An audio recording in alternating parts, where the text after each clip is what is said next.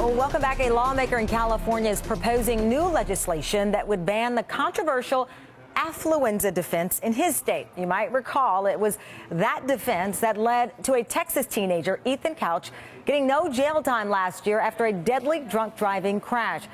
He received 10 years probation after causing an accident that took the lives of 4 people. A psychologist testified that the young man had been raised in a household where his parents gave him whatever he wanted. Well, now Los Angeles State Assemblyman Mike Gatto has introduced a bill that would exclude factoring in a person's privilege into their sentencing. Mike Gatto joins us now from L.A. Mike, thank you for your time. Thank you for having me. I think I am not alone here. I did not know that your wealth or your financial status could ever be used or factored into your sentencing until this case. Yeah, I think most people realize intuitively that there are 2 justice systems in this country. There's one for the privileged and one for the ones not so privileged. And there's only so much that we as lawmakers can do on certain advantages that the wealthy might have, access to better lawyers and knowledge of the justice system.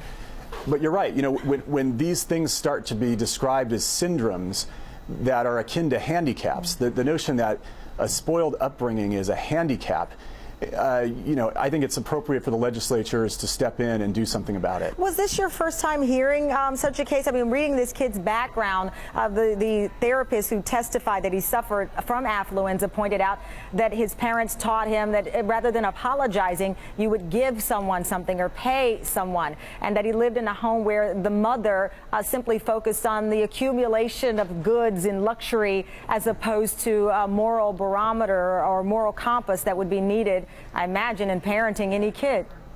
Unfortunately, it's not the example, not the first example. My staff was able to find cases dating back to the 1920s where wealthy defendants introduced this concept that they're not aware of the consequences of their actions, and we're able to get a less sentence because of it. Yeah, do we see the counter? I mean, does someone's sentence get reduced then if this has been around and you've seen cases that far back? Have we seen cases where someone was able to get off from killing someone saying, hey, I was poor and my dad left me and my mom was terrible too?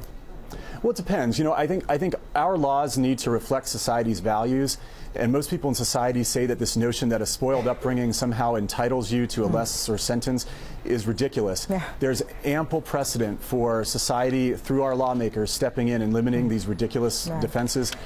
In the 1980s, in response to the proliferation of all the not guilty by reason of insanity, California by statute limited that defense.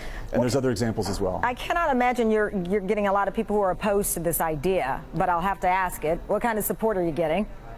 Oh, you'd be surprised. Nothing's easy in Sacramento, California, our capital. Yes. Even something like this that most people say should be a no-brainer, there's a lot of people who seem to intuitively have issues with it.